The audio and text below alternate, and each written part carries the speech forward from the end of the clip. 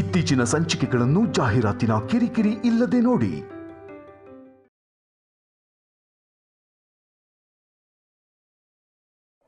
ಎಲ್ಲದಕ್ಕೂ ಮೂಗ್ ತೋರಿಸಿದ್ರೆ ಹೀಗೆ ಆಗೋದು ಅತ್ಗೆ.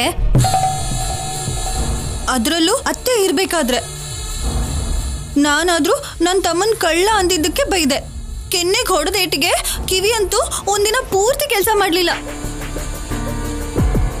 ನೀವು ನೋಡಿದ್ರೆ ಎಲ್ಲದಕ್ಕೂ ಬಾಯಿ ಹಾಕ್ತೀರಾ. ಅದಕ್ಕೇನೋ ನಿಮ್ ಕೆನ್ನೆ ಅಂತ ಪೂರಿ ತರ ಒಬ್ಬಿರತ್ತೆ.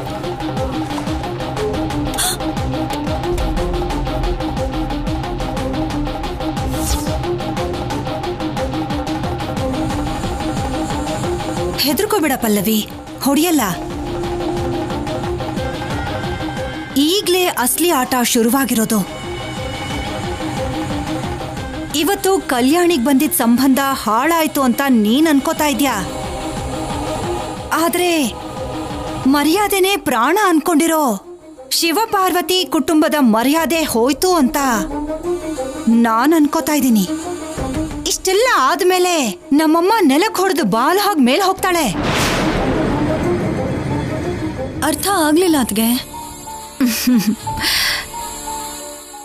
ನಮ್ಮಮ್ಮ ನನ್ ಕೆನ್ನೆಗೆ ಹೊಡೆದ್ರೂ ಪರವಾಗಿಲ್ಲ, ಆದ್ರೆ ನನಗಂತೂ 2 ಲಾಭ ಆಯ್ತು ಅಂತ ಅನ್ನಿಸ್ತಿದೆ. 1, ಮಾಧುರಿ ಮಗಳನ್ನ ಮೊಮ್ಮಗಳಾಗಿ ಯಾಕೆ ಒಪ್ಕೊಂಡ್ನೋ ಅಂತ. 2, ಅನವಶ್ಯಕವಾಗಿ ಕಲ್ಯಾಣಿನ ಅನುಪಮಗೆ ದತ್ತು ತಗೊಳ್ಳೋದಿಕ್ಕೆ ಹೇಳ್ದೆ ಅಂತ ನಮ್ಮಮ್ಮ ಬೇಜಾರ್ ಮಾಡ್ಕೊಂಡು ಕೂತಿರ್ತಾಳೆ. ಒಂದ್ ವೇಳೆ ಅತ್ತೆಗೆ ಆ ಥರ ಯೋಚನೆ ಬರ್ಲಿಲ್ಲ ಅಂದ್ರೆ ಇನ್ನೂ ಒಳ್ಳೇದು. ಅದು ಬರ್ಲಿಲ್ಲ ಅಂದ್ರೆ ಇದ್ದಕ್ಕಿದ್ದ ಹಾಗೆ ಕಲ್ಯಾಣಿ ಬಗ್ಗೆ ಮನೆಯಿಂದ ಮನೆಗೆ 4 ಜನ 4 ಥರ ಕೆಟ್ಟದಾಗಿ ಮಾತಾಡ್ಕೊಳ್ಳೋದಕ್ಕೂ ಮುಂಚೆ ಮದ್ವೆ ಮಾಡಿ ಕಳಿಸ್ಬಿಡ್ಬೇಕು ಅನ್ನೋ ನಿರ್ಧಾರಕ್ಕೆ ಬರ್ತಾಳೆ. ಅನುಪಮನ ಹೇಗೂ ಈ ಮನೆಯಿಂದ ಕಳ್ಸೋದಕ್ಕಾಗ್ಲಿಲ್ಲ. ಕನಿಷ್ಠ ಹೊಸ್ದಾಗ್ ಬಂದಿರೋ ಆ ಶನಿ ಕಲ್ಯಾಣಿನಾದ್ರೂ ಈ ಮನೆಯಿಂದ ಆಚೆ ಕಳಿಸ್ತೀನಿ. ಆದ್ರೆ ಮದ್ವೆ ಸೆಟ್ ಆಗ್ಲಿಲ್ಲ ಅಲ್ವಾ ಅದ್ಗೆ? ಹೇಳಿದ್ನಲ್ಲ, ಆ ಕಲ್ಯಾಣಿ ಹಣೆನಲ್ಲಿ ಆ ಬ್ರಹ್ಮದೇವ ಎಂಥ ಹಣೆ ಬರಹ ಬರ್ದಿದ್ರು ನಾನು ಬದಲಾಯಿಸಿ ಯಾವನ್ನಾದ್ರೂ ತಲೆ ಕೆಟ್ಟಿರೋನ್ನ ಗಂಟ್ ಹಾಕ್ತೀನಿ. ಅಲ್ಲಿವರೆಗೂ ಯಾವುದೇ ಒಳ್ಳೆ ಸಂಬಂಧ ಬರೋದಕ್ಕೆ ನಾನು ಬಿಡಲ್ಲ. ಬಂದ್ರೂ ಒಪ್ಕೊಳ್ಳೋದಕ್ ಬಿಡಲ್ಲ. ಆ ಕಲ್ಯಾಣಿ ಅತ್ತೆ ಮನೇಲಿ ನೋವು ಅನುಭವಿಸಕ್ಕಾಗದೆ ಅಳ್ತಾ ಇದ್ರೆ ಇಲ್ಲಿ ಆ ಅನುಪಮ ತವ್ರ ಮನೆ ಹಾಗೂ ಬದಲಾದ ಗಂಡನ ಮನೆ ದತ್ತು ಪುತ್ರಿ ಜೀವನ ತುಂಬಾ ಕಷ್ಟಕ್ಕೆ ತುತ್ತಾಗಿದೆ ಅಂತ ಬಿಕ್ಕಿ ಬಿಕ್ಕಿ ಅಳ್ತಿದ್ರೆ ಅದನ್ನ ನೋಡಿ ನನ್ನ ಕಣ್ಣು ಸಂತೋಷ ಪಡುತ್ತೆ. ಹಾಗಾದ್ರೆ ಕಲ್ಯಾಣಿ ಕಷ್ಟನ ದೊಡ್ಡ ತೆರೆ ಮೇಲೆ ಇಬ್ರು ಸೇರಿ ನೋಡೋಣ ಅತ್ಗೆ. ಆ ಕಲ್ಯಾಣಿ ಅಂದ್ರೆ ನನಗೂ ಕೋಪನೇ ಅತ್ಗೆ. ಅವಳು ನನ್ನ ತಮ್ಮನ ಹಿಡಿದು ಕಳ್ಳ ಅಂದ್ಲು. ಇನ್ನು ಕಲ್ಯಾಣಿ ಜೀವನ ನಾಶ ಆಗೋದನ್ನ ಯಾರಿಂದನೂ ತಡೆಯೋದಕ್ಕಾಗಲ್ಲ. ಹೌದತ್ಗೆ, ಜೈ ಮಕ್ಕಳಮ್ಮ.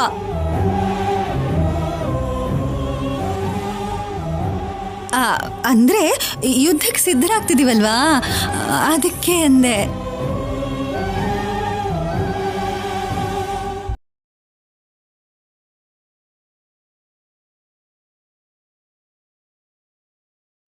ನಾವು ಓಡ್ ಹೋಗ್ಬೇಕು ಅನ್ಕೊಳ್ಳೋವಾಗೆಲ್ಲ ಪ್ರತಿ ಸಲ ಕಲ್ಯಾಣಿ ಅಡ್ಡ ಬರ್ತಾಳೆ. ಅಜ್ಜಿ ಮದ್ವೆ ಸಂಬಂಧ ನೋಡಿದರೆ ಮದ್ವೆ ಸೆಟ್ ಆಗೋಗುತ್ತೆ, ನಮ್ ತಂಟೆಗೆ ಬರಲ್ಲ ಅನ್ಕೊಂಡ್ವಿ. ಆದ್ರೆ ಆ ಮದ್ವೆ ಸೆಟ್ ಆಗ್ಲಿಲ್ಲ. ಪರವಾಗಿಲ್ಲ ಸ್ಯಾಮ್, ಇವತ್ತಾಗ್ಲಿಲ್ಲ ಅಂದ್ರೂ 2-3 ಡೇಸ್ ಅಲ್ಲಾದ್ರೂ ಮ್ಯಾಚ್ ಸೆಟ್ ಆಗ್ಬೋದು. ಅಷ್ಟಕ್ಕೂ ಅತ್ತೆ ಅವರಿಗೆ ಕಲ್ಯಾಣಿಗೆ ಮದ್ವೆ ಮಾಡಬೇಕು ಅನ್ನೋ ಆಲೋಚನೆ ಬಂದಿದ್ದೆ ನಮಗೆ ಒಳ್ಳೇದಾಯ್ತು. ಅವಳಿಗೆ ಮದ್ವೆ ಸೆಟ್ ಆದ್ರೆ ಎಂಗೇಜ್ಮೆಂಟ್ ಆತುರದಲ್ಲೋ ಮದ್ವೆ ಆತುರದಲ್ಲೋ ನಾವು ಟೈಮ್ ನೋಡ್ಕೊಂಡು ಹೊರಟೋಗ್ಬೋದು.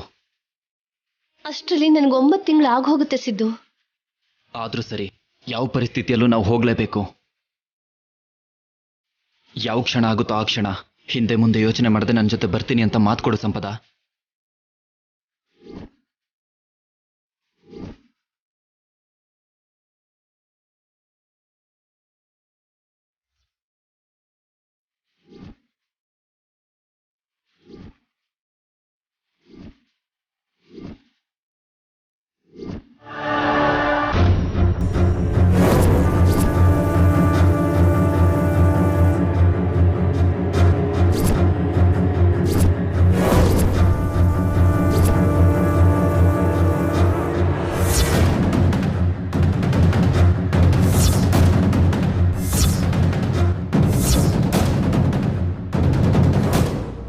ಶೌರ್ಯ ನೋಡ್ಬಿಟ್ಟ ಸಂಪದ.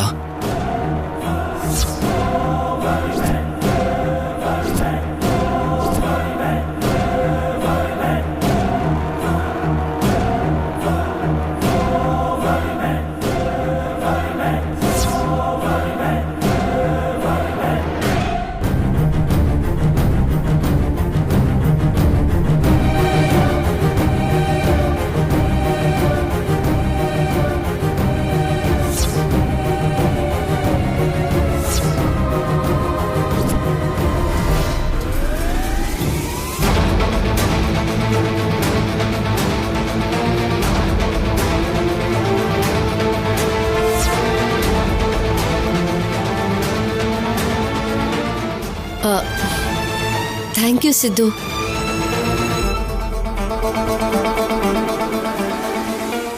ನಮ್ಗೆ ಹುಟ್ಟೋ ಮಗು ಹೇಗಿರುತ್ತೋ ಡ್ರಾ ಮಾಡಿದ್ದೀನಿ.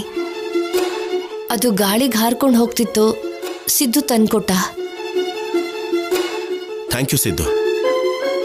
It's okay Shaurya. ಸಂಪದ ಬಿಡಿಸಿರೋ ಬೇಬಿಗಿಂತ ಅಂದವಾದ ಬೇಬಿನೇ ನಿನಗೆ ಹುಟ್ಟುತ್ತೆ.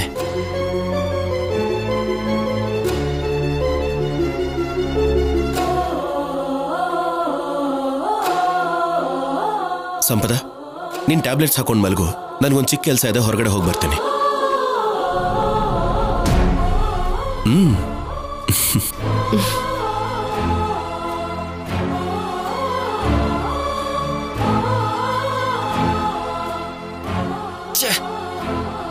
ಸಂಪದ ಮಾತು ಕೊಡೋ ಟೈಮ್ಗೆ ಶೌರ್ಯ ಬಂದ. ಹೇಗಾದ್ರೂ ಅವಳ ಹತ್ರ ಮಾತಾಡಬೇಕು, ಅವಳಿಗೆ ಅರ್ಥ ಆಗೋ ಹಾಗೆ ಹೇಳಬೇಕು. ಸಂಪದ ಭಯ ಪಡ್ತಿರೋ ಹಾಗಿದ್ದಾಳೆ.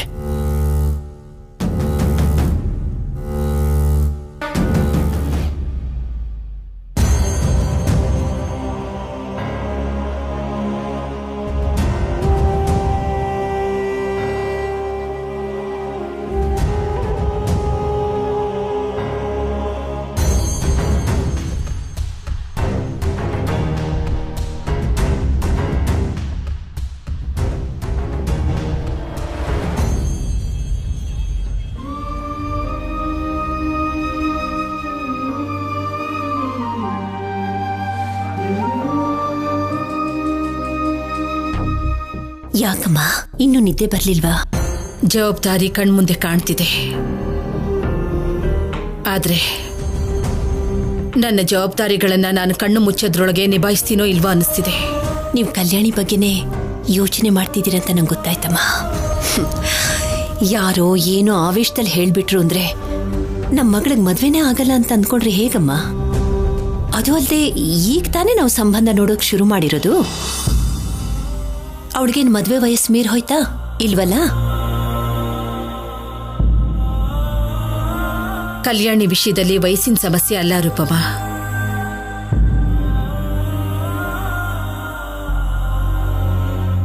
ಎಲ್ಲೋ 10 ಮೈಲಿ ದೂರದಲ್ಲಿರೋರೆ ಹೀಗೆಲ್ಲ ಮಾತಾಡ್ಬಿಟ್ಟು ಹೋದ್ರೆ ಸುತ್ತಮುತ್ತ ಹಳ್ಳಿಲಿರೋರೆಲ್ಲ ಬೇಕಾದ ಹಾಗೆ ಮಾತಾಡ್ತಾರೆ. ಅದೇ ನನ್ನ ಚಿಂತೆ.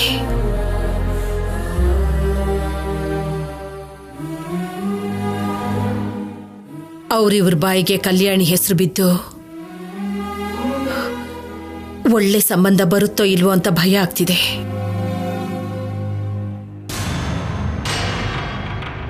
ಹೇಗಾದ್ರೂ ಒಳ್ಳೆ ಸಂಬಂಧ ನೋಡಿ ಕಲ್ಯಾಣಿಗೆ ಮದ್ವೆ ಮಾಡಿಸ್ಬೇಕು. ಎಲ್ಲ ಶಿವ ನೋಡ್ಕೋತಾನೆ ಅಂತ ನೀವು ಹೇಳ್ತಿರ್ತೀರಲ್ಲಮ್ಮ, ಅವನೇ ನೋಡ್ಕೊಳ್ತಾನೆ ಬಿಡಿ. ಕಲ್ಯಾಣಿ ತುಂಬಾ ಒಳ್ಳೆ ಮಗು, ಅವಳಿಗೆಲ್ಲ ಒಳ್ಳೇದೇನೆ ಆಗುತ್ತೆ. ನೀವು ಈ ರೀತಿ ತುಂಬಾ ಯೋಚನೆ ಮಾಡಿ ನಿಮ್ಮ ಆರೋಗ್ಯನ ಹಾಳು ಮಾಡ್ಕೋಬೇಡಿಮ್ಮ.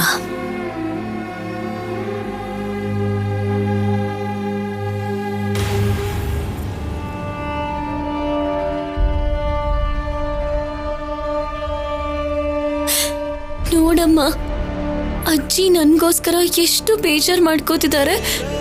ಅಜ್ಜಿ ನನ್ನ ಒಂದ್ ಕಾಲದಲ್ಲಿ ಅವ್ರ ಹತ್ರಕ್ಕೂ ಸೇರಿಸೋದಿಲ್ವೇನೋ ಅನ್ಕೋತಿದ್ದೆ.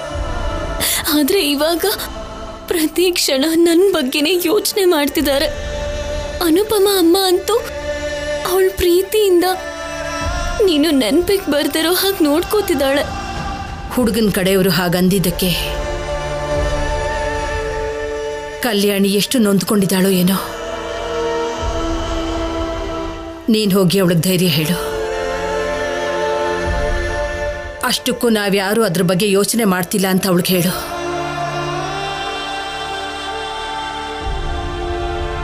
ಚಿಕ್ಕ ವಯಸ್ಸಲ್ಲೇ ಈಶ್ವರ ಈ ಕಲ್ಯಾಣಿಗೆ ಯಾಕಿಷ್ಟು ಪರೀಕ್ಷೆ ಕೊಡ್ತಿದ್ದಾನೋ? ಕಲ್ಯಾಣಿ ಜೀವನನ ಯಾರಿಗೊಪ್ಪಿಸ್ಬೇಕಂತಿದ್ದಾನೋ ಅರ್ಥ ಆಗ್ತಿಲ್ಲ. ಕಲ್ಯಾಣಿನ ನಾನು ನೋಡ್ಕೊಳ್ತೀನಮ್ಮ, ನೀವೇನು ಯೋಚನೆ ಮಾಡಬೇಡಿ, ಹೋಗಿ ಮಲ್ಕೊಳ್ಳಿ. ಕಲ್ಯಾಣಿಗೆ ಮದುವೆ ಆಗೋವರೆಗೂ ಯೋಚನೆಗಳು ನಿಲ್ಲಲ್ಲ ಅನುಪಮ. ಕಲ್ಯಾಣಿ 18 ವರ್ಷ ತುಂಬುತ್ತಿದ್ದ ಹಾಗೆ ಹಸೆಮಣೆ ಏರ್ಬೇಕು. ಯಾರು ಕಲ್ಯಾಣಿ ಬಗ್ಗೆ ಬೆರಳು ತೋರಿಸಿ ಮಾತಾಡಿದ್ರೋ ಅವರನ್ನೇ ಮುಖ್ಯ ಅತಿಥಿಯಾಗಿ ಕರಿತೀನಿ. ಶ್ರೀರಾಮನಂತ ಹುಡುಗನ ಜೊತೆ ಮದುವೆ ಮಾಡಿಸ್ತೀನಿ.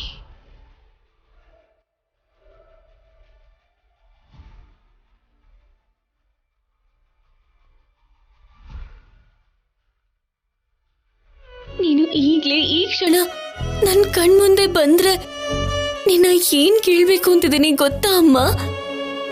ಯಾಕಮ್ಮ ಅನುಪಮ ಅಮ್ಮ ಜೀವನದಲ್ಲಿ ಬಂದೆ ಅಂತ? ಅಮ್ಮ ಹೇಳ್ದಾಗೆ ಕಲ್ಯಾಣಿ ತುಂಬಾ ನೋವು ಅನುಭವಿಸ್ತಿದ್ದಾಳೆ ಅನ್ಸುತ್ತೆ. ಕಲ್ಯಾಣಿ, ಯಾಕಮ್ಮ ಅಳ್ತಾ ಇದೀಯಾ? ಇವತ್ತು ಅಜ್ಜಿ ಎಷ್ಟು ಸಂತೋಷವಾಗಿದ್ದಾರೆ ಗೊತ್ತಾ? ಯಾಕೆ ಹಾಗೆ ನೋಡ್ತಿದೀಯಾ? ನಿಜನಪ್ಪ, ಆ ಹುಡುಗನಪ್ಪ ಊರೆಲ್ಲ ಸಾಲ ಮಾಡಿದಾನಂತೆ. ಅವ್ರಮ್ಮ ಅಂತೂ ದೊಡ್ಡ ಗಯ್ಯಾಳಿ ಅಂತೆ. ಆ ಹುಡುಗನಿಗಂತೂ ಹುಡುಗಿರ ಶೋಕಿ ಜಾಸ್ತಿ ಅಂತೆ. ನಿನಗೆ ಇದಕ್ಕಿಂತ ಒಳ್ಳೆ ಸಂಬಂಧ ಸಿಕ್ಕತ್ತೆ ಅಂತ ಅಜ್ಜಿ ಅಂತೂ ತುಂಬಾನೇ ಸಂತೋಷವಾಗಿದ್ದಾರೆ. ನೀ ನೋಡಿದ್ರೆ ಇಲ್ಲಿ ಹತ್ಕೊಂಡು ಕೂತ್ಕೊಂಡಿದೀಯ. ನೀನ್ ಈ ರೀತಿ ಅಳ್ತಾ ಇರೋದನ್ನ ಅಜ್ಜಿ ಏನಾದ್ರೂ ನೋಡಿದ್ರೆ ಅವ್ರಿಗೆ ತುಂಬಾ ನೋವಾಗುತ್ತಲ್ವೇನಪ್ಪ? ನಾನ್ ಎಲ್ಲ ನೋಡ್ದೆ ಅಮ್ಮ. ನಿನ್ ಎದೆಯಲ್ಲಿ ನೋವನ್ನ ಬಚ್ಚಿಟ್ಕೊಂಡು ಕಣ್ಣಲ್ಲಿ ಪ್ರೀತಿ ತೋರಿಸ್ತಿದ್ಯಾ ಅಲ್ವಾ? ಇನ್ನು ಏನ್ ಯೋಚನೆ ಮಾಡ್ತಿದೀಯಾ? ಅಮ್ಮ, ನಾನ್ ನಿನ್ ಮಡ್ಲಲ್ಲಿ ಮಲ್ಕೋಬಹುದಾ?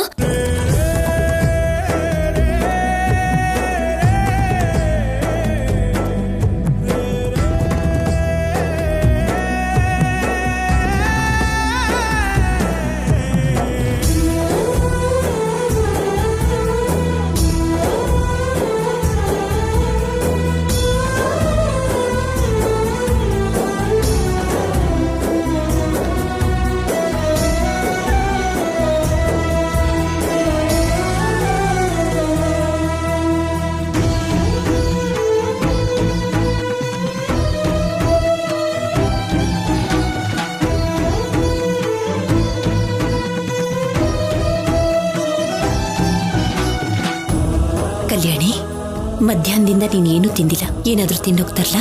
ನನ್ಗೇನು ಬೇಡ ಅಮ್ಮ, ನಿಜವಾಗ್ಲೂ ನನಗೆ ಹಸಿವಿಲ್ಲ. ಅಯ್ಯೋ, ಮರ್ತೇ ಹೋಗಿದ್ದೀನಿ. ಅಜ್ಜಿ ಸಂಪದ ಜವಾಬ್ದಾರಿ ಎಲ್ಲ ನಂದೇ ಅಂದಿದ್ರಲ್ವಾ? ಹಾಲ್ ಕೊಡೋದನ್ನ ಮರ್ತೇ ಹೋಗಿದ್ದೀನಿ. ಅಮ್ಮ, ನೀನ್ ಮಲ್ಕೋ, ನಾನ್ ಸಂಪದ ಹತ್ರ ಹೋಗಿ ಬರ್ತೀನಿ.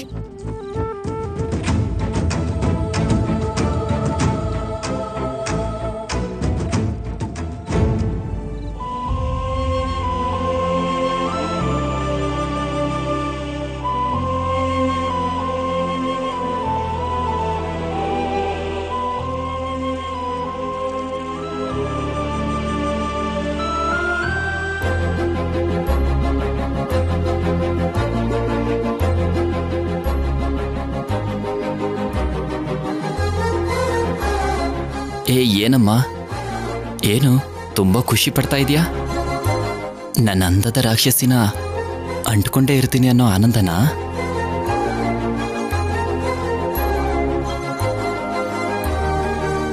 ನಿಜವಾಗ್ಲೂ ನೀನು ತುಂಬಾ ಅದೃಷ್ಟವಂತೆ. ಯಾವುದಕ್ಕೂ ಹಣೆಯಲ್ಲಿ ಬರ್ದಿರ್ಬೇಕು. ಸಂಪದ ಬರಕ್ ಹೇಳಿದ್ಲು, ಏನಕ್ಕಂತ ಹೇಳಲಿಲ್ಲ. ಕೇಳಿದ್ರೆ ಸರ್ಪ್ರೈಸ್ ಅಂತಾಳೆ. ಅವಳು ನನಗೆ ಸರ್ಪ್ರೈಸ್ ಕೊಡೋದಲ್ಲ, ನಾನು ನಿನ್ನನ್ನು ಗಿಫ್ಟ್ ಆಗಿ ಕೊಟ್ಟು ಸರ್ಪ್ರೈಸ್ ಕೊಡ್ತೀನಿ.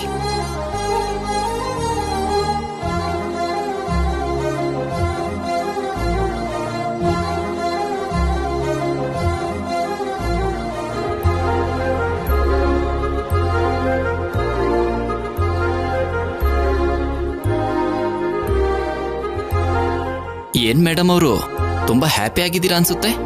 ನನ್ನ ಹ್ಯಾಪಿನೆಸ್ಗೆ ಕಾರಣ ನಿನ್ ಪ್ರೀತಿ. ನಾಳೆ ನನ್ ಪ್ರೀತಿ ಹುಟ್ಟಿದ ದಿನ ಅಲ್ವಾ? ಹಾ, ನನ್ನ ಬರ್ಡೇ ನನಗೆ ನೆನಪಿಲ್ಲ. ನನ್ ಮೇಲಿನ ಪ್ರೀತಿ ನೆನ್ಪಿದ್ರೆ ಸಾಕು. ನಿನ್ ವಿಷಯಗಳನ್ನೆಲ್ಲ ನಾನ್ ನೆನ್ಪಿಟ್ಕೋತೀನಿ. ಹಾ, ಅಂದ್ರೆ ಬರ್ತ್ಡೇ ಗಿಫ್ಟ್ ಆಗಿ ಏನಾದ್ರೂ ಕೊಡ್ತಿದ್ಯಾ?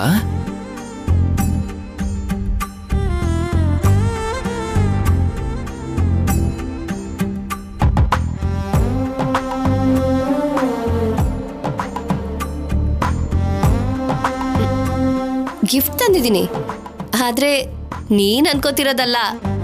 ಮತ್ತೆ ಇದ್ಯಾಕೆ ಇವಾಗ ಸ್ಯಾಮ್? ನಾಳೆ ಬೆಳಗ್ಗೆ ನಾವು ಜಗಳ ಆಡ್ದಾಗ ನಾನ್ ನಿನಗ್ ತಾಳಿ ಕಟ್ಟಿದ್ದೀನಿ, ನನ್ ಮಾತ್ ನೀನ್ ಕೇಳ್ಬೇಕು ಅಂದ್ರೆ ಅದಕ್ಕೆ ನಾನೇ ಮೊದ್ಲು ನಿನ್ ಕೈಗೆ ಬ್ರೇಸ್ಲೆಟ್ ಕಟ್ತಾ ಇದ್ದೀನಿ.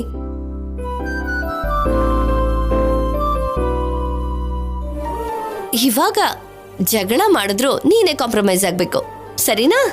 ನೀನ್ ನನ್ನ ಜೊತೆನೇ ಇದ್ರೆ ಲೈಫ್ ಲಾಂಗ್ ಕಾಂಪ್ರಮೈಸ್ ಆಗ್ತಾನೆ ಇರ್ತೀನಿ ಸ್ಯಾಮ್.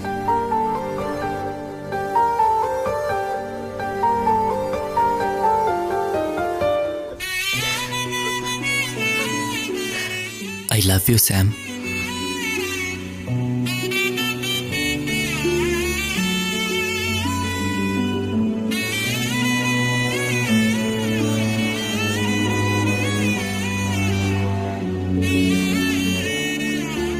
ನಿನಗಿಷ್ಟ ಅಲ್ವಾ? ಅದಕ್ಕೆ. ಸಿದ್ದು, ನಿನ್ ಕೈಯಿಂದ ನೀನೇ ಹಾಕ್ತೀಯಾ?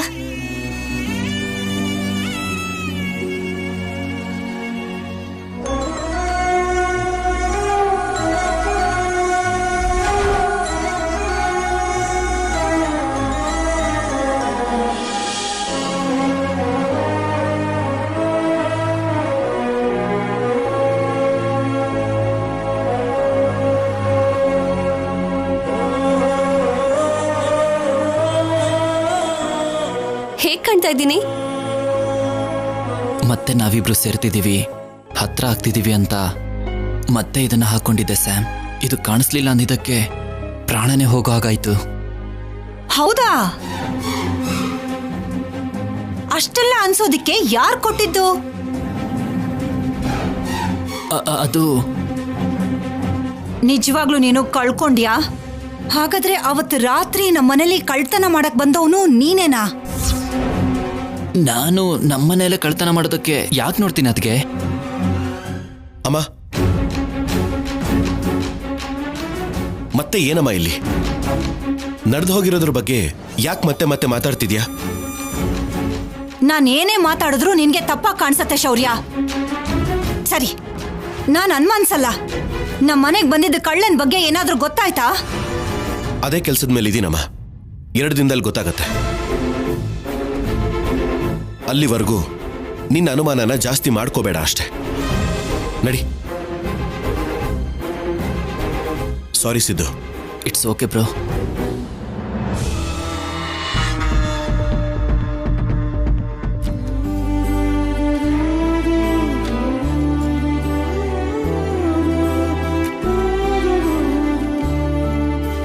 ಸಾರಿ, ಬರೋದ್ ಸ್ವಲ್ಪ ಲೇಟ್ ಆಯ್ತು. ಅನುಪಮಮ್ಮ ಮಡ್ಲಲ್ಲಿ ಮಲ್ಕೊಂಡಿದ್ದಕ್ಕೆ ಟೈಮೇ ಗೊತ್ತಾಗ್ಲಿಲ್ಲ ನಂಗೆ. ತಗೋ ಹಾಲು. ಈಗಷ್ಟೇ ಟ್ಯಾಬ್ಲೆಟ್ ತಗೊಂಡಿದ್ದೀನಿ, 5 ಮಿನಿಟ್ಸ್ ಬಿಟ್ಟು ಕುಡಿತೀನಿ. ಸರಿ.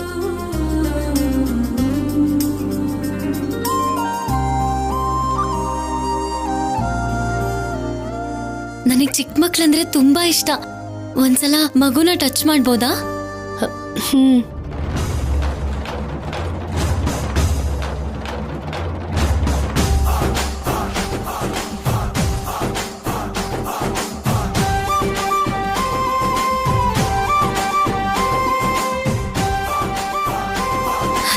ಸಂಪದ, ಮಗು ಮೂವ್ ಆಯ್ತು ಅಲ್ವಾ? ಅವಾಗವಾಗ ಹಾಗ ಆಡ್ತಾ ಇರುತ್ತೆ, ಒಂದೊಂದ್ಸಲ ಒದ್ದಾಗನ್ಸುತ್ತೆ. ಹೌದಾ? ಟಚ್ ಮಾಡಿದ್ ನನಗೆ ಏನೋ ಒಂಥರ ಖುಷಿ ಆಗ್ತಿದೆ. ಆ ಫೀಲಿಂಗ್ ನ ಎಕ್ಸ್ಪ್ರೆಸ್ ಮಾಡಕ್ ಆಗ್ತಿಲ್ಲ. ನನಗೆ ಹೀಗ ಅನ್ಸಿದ್ರೆ ನಿನಗ್ ಹೇಗಿರುತ್ತೋ ಆ ಫೀಲಿಂಗ್. ನಿನಗ್ ಮಗು ಆದ್ಮೇಲೆ ನಿನ್ನ ಹತ್ರಕ್ಕಿಂತ ನನ್ನ ಹತ್ರನೇ ಮಗುನ ಜಾಸ್ತಿ ಇಟ್ಕೋತೀನಿ. ನಾವಿಬ್ರು ಸೇರಿ ಆಟ ಆಡ್ತೀವಿ ಅಲ್ವಾ ಬಂಗಾರಿ? ಸಂಪದ, ಹಾಲ್ ಕುಡಿ, ಆರೋಗುತ್ತೆ.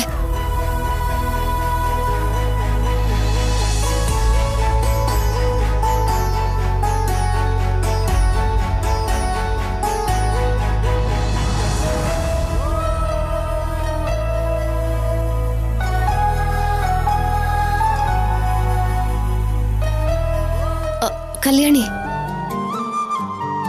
ನನಗೆ ಮಲ್ಗೋವಾಗ ಹಾಡ್ ಕೇಳಿ ಅಭ್ಯಾಸ.